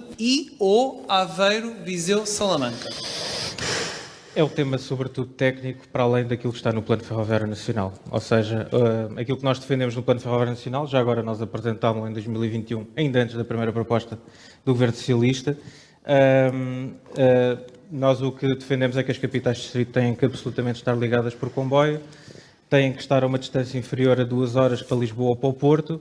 A partir daí, obviamente, tem que haver uma priorização. Isso já é um assunto que começa a ser do foro técnico, cálculos de ACBs. Deve-se fazer, obviamente, primeiro aquilo que tiver mais interesse. Nós queremos claramente os 2 eixos. E com destino para a Espanha? Claro, não faz sentido outra coisa. José Carlos Barbosa. No Plano Nacional Ferroviário está previsto ligar todas as capitais de distrito. Nós queremos, e quando está todas as capitais de distrito, está incluída Vila Real e Bragança, e também está a linha de Aveiro. Ou seja, o que eu acho é que nós devemos priorizar a ligação do Eixo Atlântico, o Lisboa-Vigo, e depois fazer um estudo. Eu acho que no futuro, se nós queremos cumprir os 40% de cota modal de transporte ferroviário, vamos ter de ter mais canais para ligar a Espanha, e as 2 linhas serão necessárias. Depois é fazer um estudo de análise de benefício. Eu não vou entrar aqui em guerras territoriais, um estudo custo-benefício para perceber qual é a linha que será priorizada, mas eu acho que as duas linhas são importantes, porque se queremos cumprir o Plano Nacional Ferroviário e ligar todas as capitais de distrito, temos de fazer as duas linhas. Bruno Dias.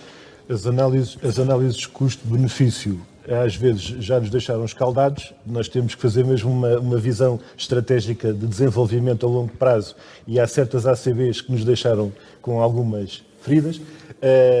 Relativamente à ligação a Viseu, é o tal problema de um abandono relativamente à ferrovia. Não vou fazer a história, não vou falar de Cernada, nem de Santa Comba, não vou falar daquilo que aconteceu em 89, 90, vou só dizer que aquilo que estava equacionado de ligação através do eixo Aveiro-Salamanca coloca complexidades técnicas que, pelos vistos, já deram que falar.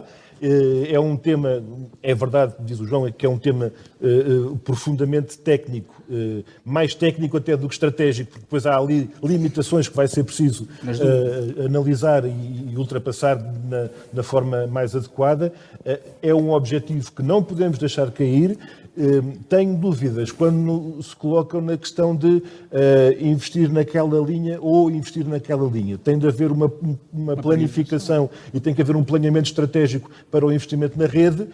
Creio que já hoje, por exemplo, a decisão, mais uma, que foi aprovada por unanimidade na Assembleia, que é a ligação da linha do Douro à Espanha, que está muito difícil, pelos vistos, está muito atrasada. Há um conjunto de medidas que já podiam ter sido tomadas. Há um conjunto de investimentos que estão a tardar e a levantar preocupações quanto à forma como estão a acontecer. Linha do Douro, já temos falado sobre isso. Relativamente a Trás-os-Montes, tal como em relação a Viseu, desde que haja rigor do ponto de vista das opções técnicas, traçado do ponto de vista da estratégia de ligação no território, é preciso que haja depois a responsabilidade de assegurar as melhores opções. Obrigado. Última pergunta, antes de passar a palavra ao excelentíssimo público.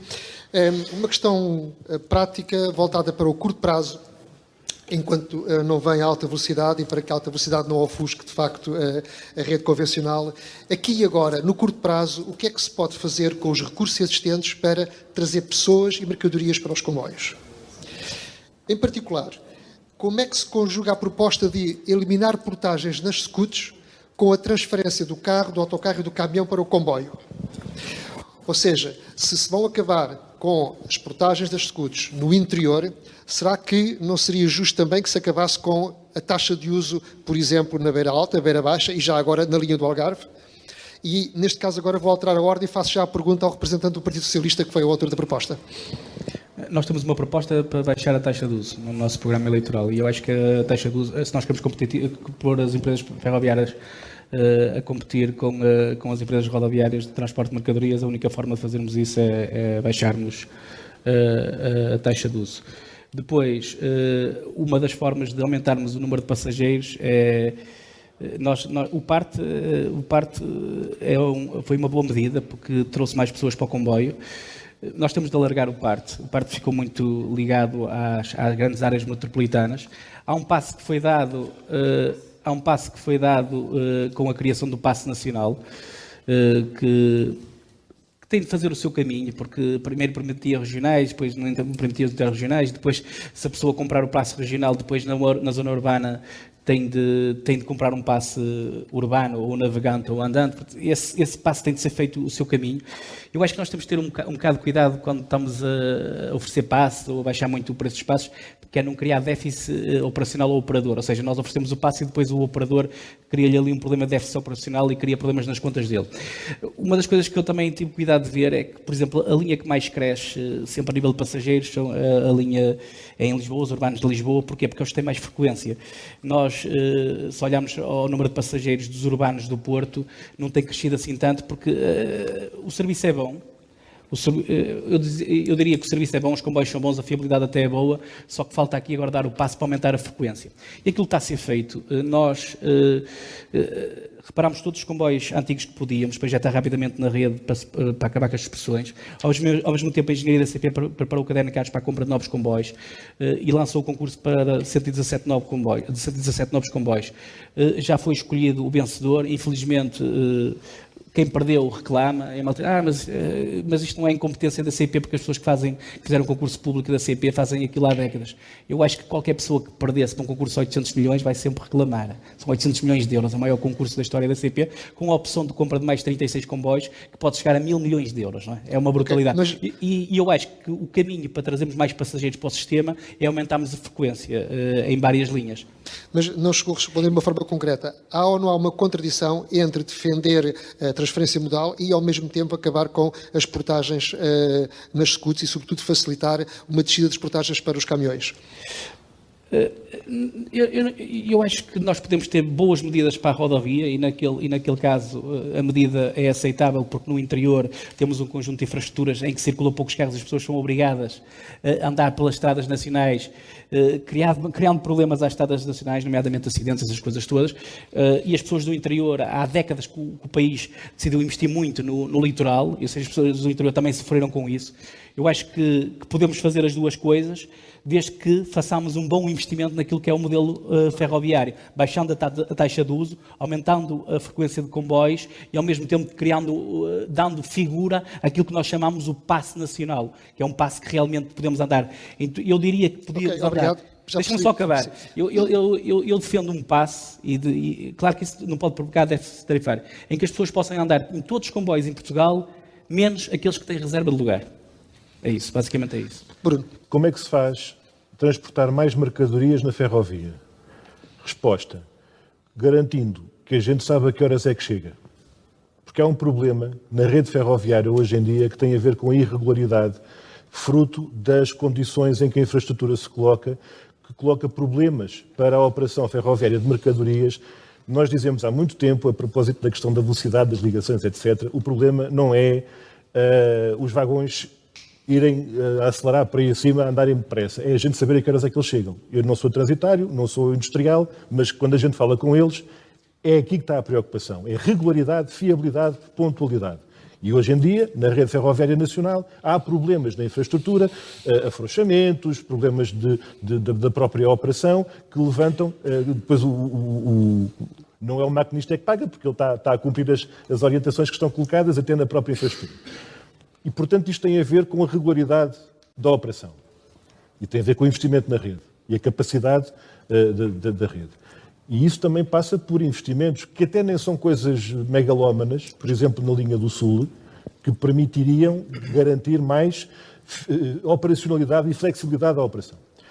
Por outro lado, desde o tempo dos anos 80, salvo erro, que acabou-se a carga fracionada, já não há caixotes de fruta a ir para dentro dos vagões como antigamente, e, portanto, o problema não é a caminhoneta de Pera Rocha que vem do Bom Barral, que devia vir a Pera Rocha no comboio. O problema aqui é, efetivamente, uma concorrência desleal no longo curso, digamos assim, e desde logo no transporte internacional, quando nós temos, se calhar, uma resposta que estaria fora da ferrovia, mas que era regulamento, digamos, acabar com a desregulação, com a precariedade e, eu diria, com a selvageria que está colocada na rodovia, no transporte rodoviário de transporte rodoviário de mercadorias.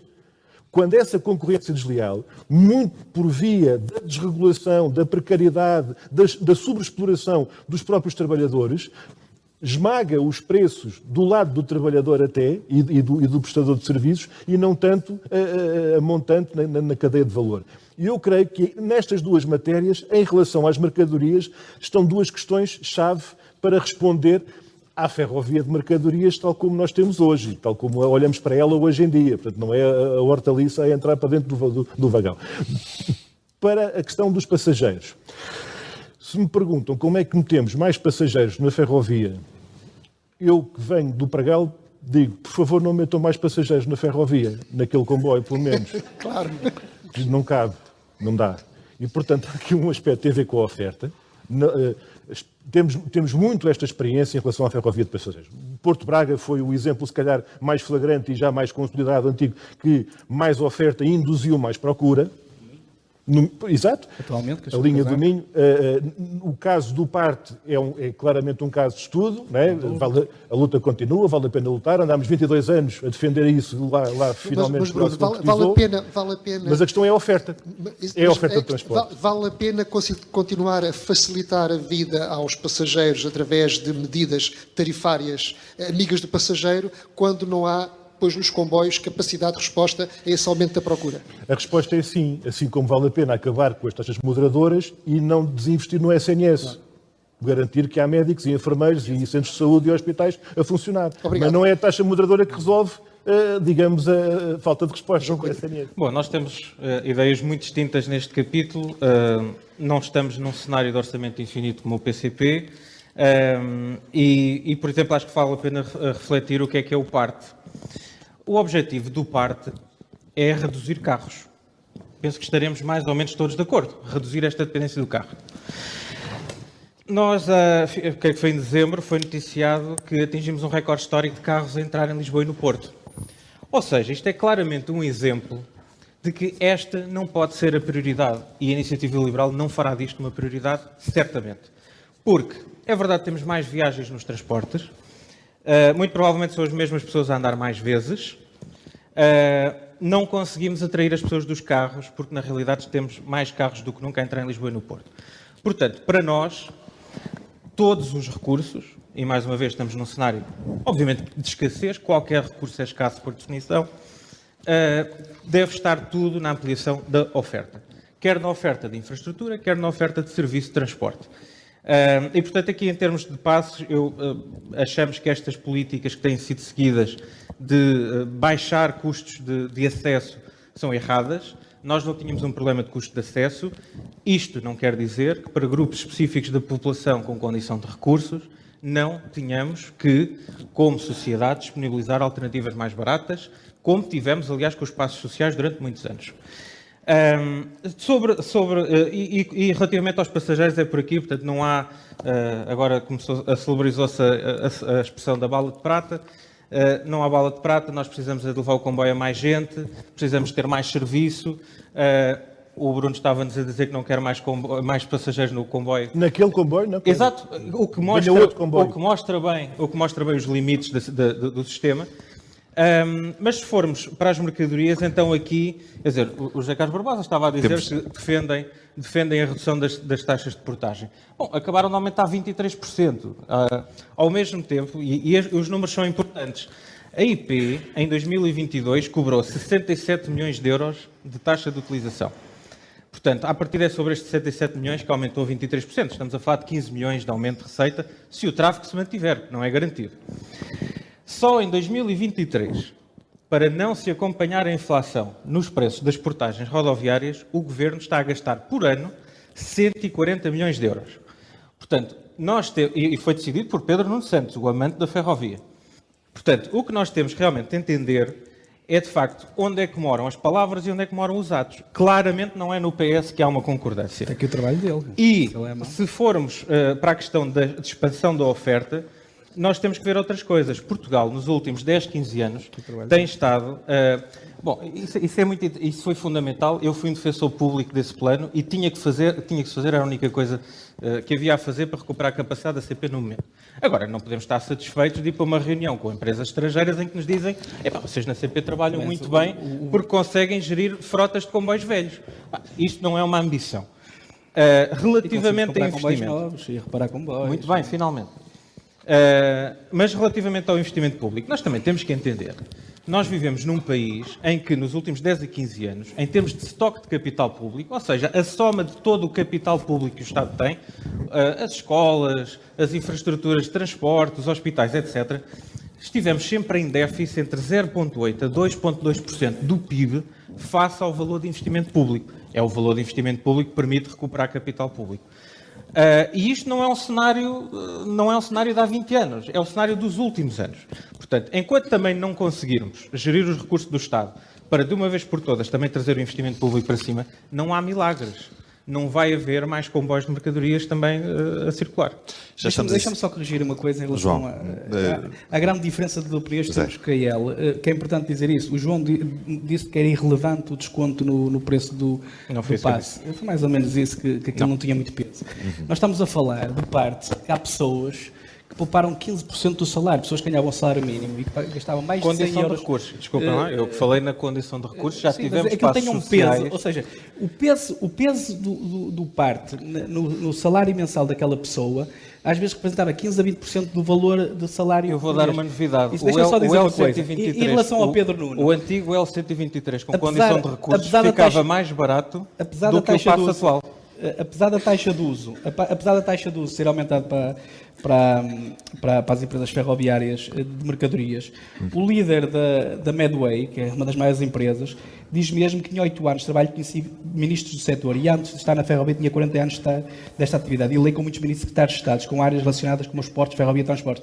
E em relação ao ministro Pedro Nuno Santos, de facto foi aquele que viu fazer. Ou seja, apesar de tudo isso, Pedro Nuno Santos é o ministro que ele viu fazer. Está aqui, está escrito. Eu sei que vocês têm Carlos Barbosa, eleitorais, tenho só de deixar passar o Bruno só mesmo 30 segundos. Muito rápido. Primeiro, eu peço que não façamos aqueles truques de dizer coisas que depois não são verdade. O PCP nunca colocou qualquer cenário de orçamento infinito ou de recursos infinitos, nem na caricatura convém, porque 1.400 milhões para as PPPs rodoviárias, aí já há recursos, 1.600 milhões para benefícios fiscais, aí já há recursos. 9 mil milhões de choque fiscal, 3 mil milhões da TAP. Quanto aos fatores que levam... 9 mil milhões permanentes. Vamos lá, só uma questão. Quanto aos fatores que levam ao acréscimo de automóveis nas cidades, e nomeadamente em Lisboa, está por estudar, e vale mesmo a pena estudar a sério, a realidade dos resultados dessa política ultraliberal que trouxe milhares de carros com os TVDEs a circular vazios aí na área metropolitana. Porque a gente deve... Claro. Quem também anda de carro também vê isto. Quais são os carros e onde é que eles andam. Taxa de uso. Temos aqui uma questão que vale a pena refletir melhor também, porque neste contexto de liberalização da ferrovia, a taxa de uso pode ser uma medida regulatória, digamos assim. Nós não vemos a coisa dessa forma na medida em que estar a carregar ou a descarregar na taxa de uso é tirar dinheiro de um lado e meter do outro. Quando a gente fala do operador e do gestor de infraestruturas. Portanto, aí é mesmo uma questão de uma gestão integrada e daí o tema da ferrovia como rede una, pública e nacional. Esticámos um pouco neste último ponto e por isso vou desde já pedir a quem fez perguntas um pedido de desculpas porque não vamos conseguir fazer todas de todo, mas é inevitável perguntar sobre mais um corte naquilo que é a nossa rede ferroviária nacional, porque dentro de poucos meses vamos perder uma estação central em Coimbra que tem 1,3 milhões de passageiros. A minha pergunta é se para a Iniciativa Liberal ainda vamos a tempo de reverter esta situação ou se já é um fecho irreversível nesta fase? Vamos a tempo de reverter e terá que ser revertido. José Carlos Barbosa, ainda vamos a tempo de reverter esta situação ou não faz sentido? Eu vou responder como respondeu o Pedro Nuno. O BRT, infelizmente, foi o caminho, mas no dia que percebermos que temos de voltar a meter lá Carris, voltamos a meter Carris e... Portanto, agora fecha-se e reabre-se mais tarde. Agora, o projeto tem um andamento, é uma dificuldade. Bruno Dias. As pessoas que na cidade e na região têm tido esta luta há muitos anos sabem onde é que está o PCP. O PCP está do lado da continuidade desta estação importantíssima, não apenas para as pessoas da cidade, mas para uma rede ferroviária que não devia ser abandonada nem sequer em tese, que é o que de facto aquilo significa. É o abandono, desde logo em projeto, de uma ferrovia em rede, que dá lugar a um sistema que não tem nada a ver com o transporte ferroviário. Pergunta para a IEL, como é que a IEL vai financiar um aumento de rede, como tem proposto no seu plano ferroviário nacional, fazendo na mesma um choque fiscal, como o partido também propõe? Eu já dei umas pistas. Nós temos um diferencial de investimento público brutal. Nós, nos últimos 15 anos, passámos de um estoque de capital público de 77%, creio eu, do PIB para 57%. Não há ninguém em nenhum país desenvolvido que defenda que os ativos do Estado simplesmente se deteriorem. Não é opção o Estado não aumentar o investimento público. Simplesmente não é. Não gastaremos 3 mil milhões de euros na TAP, seguramente. E, obviamente, a nossa expectativa quando libertamos muitas amarras que existem na economia, quando fazemos um choque fiscal para dar mais salário líquido às pessoas, etc. Obviamente, a expectativa é que o país acelere economicamente e nós estejamos nesta estagnação. Só para dizer, mesmo que todo o plano de iniciativa liberal fosse financiado exclusivamente pelo Orçamento de Estado, até 2040 estaríamos a falar de um esforço médio muito inferior ao mínimo gap que existiu entre estoque de capital público e investimento público, que foi de 0,8% do PIB. Portanto, isto dá-nos uma noção da escala. Não estamos a falar de nenhuma irrazoabilidade, nós estamos, de facto, a falar de um status quo absolutamente medíocre. José Carlos Barbosa, que ambição devemos ter depois da reabertura da Beira Alta? Que tipo de operação é que deve ser feita naquela linha? Faz sentido fazer intercidades pelo interior do país? Faz todo sentido fazer intercidades pelo interior do país, ou quase Porto, Lisboa, passando pelas Beiras. Dizer que também não acredito que a IEL consiga fazer o investimento que preconiza no Plano Nacional Ferroviário, tendo um choque fiscal de 9 mil milhões permanentes, e fala da TAP, mas são 9 mil milhões permanentes, e fala da TAP, mas se estivessem a governar faziam o mesmo que o PS fez, que era salvar a TAP e salvar aqueles empregos. E dizer que depois também é muito importante para o escoamento e nós, as empresas do setor ferroviário e de mercadorias, têm tido muitos constrangimentos porque há um conjunto de obras nas ligações à Espanha, e eu acho que esta linha é muito importante, peca por a reabertura demorar a ser feita, mas acho que esse é o caminho. Bruno Dias, o que é que podemos fazer para melhorar a ferrovia na margem sul? Desde logo o reforço da oferta. Há uma questão central que tem a ver com disponibilidade de material circulante, já falámos sobre isso há pouco no que diz respeito à travessia do Tejo, mas mesmo aí, para além da extensão da ligação nas pontas, quer em relação às praias do Sado, quer em relação ao Oriente, uma coisa que a CDU já há vários anos tem vindo a propor é a diversificação dos pares origem-destino, ou seja, as matrizes de ligação. Quando nós falamos, por exemplo, da hipótese do nó ferroviário de Lisboa acolher outro tipo de percursos que hoje fazem muito mais sentido, e daí, se a gente vê para onde é que forem os carros, a gente devia pensar para onde é que foram os comboios.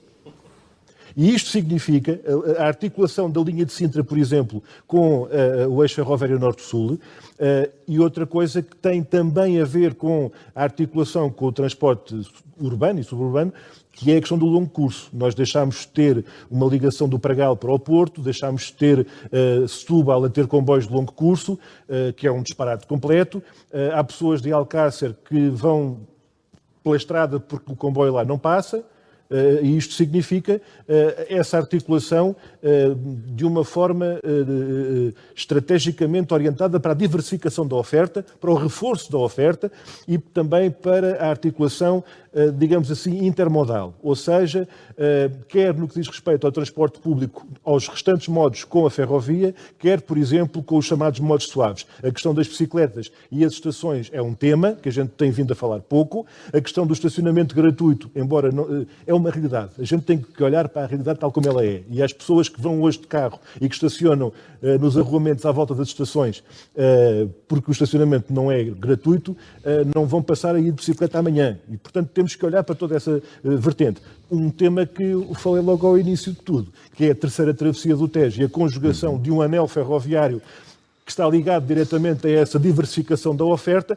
Só, de facto, uma CP que possa gerir quer a articulação do urbano e suburbano com o longo curso, quer uma política de transportes que potencie a intermodalidade e a ligação depois aos serviços de proximidade, respondendo às necessidades das populações, pode ter esta visão estratégica de conjunto. Bruno Dias, José Carlos Barbosa, João Cunha, muito obrigado por terem estado aqui a partilhar as propostas dos vossos partidos para a ferrovia. Ganhe quem ganhe no próximo dia 10 de março. É importante todos irmos votar e é importante que a ferrovia fique na agenda. Ruben Martins, Carlos Cipriano, Diogo Ferreira Nunes, foi uma vez mais um prazer. Vamos ouvindo-nos por aí no podcast sobre Carris.